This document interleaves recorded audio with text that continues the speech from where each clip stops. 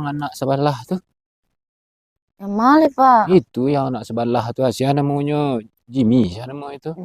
Itu nak tuju pihak doanya manjak kerambia Itu nak kerajonya. tuju tuh. Bagi aja respon kayaknya.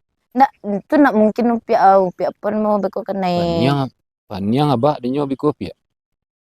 Pihak Apanya? padusi pihak.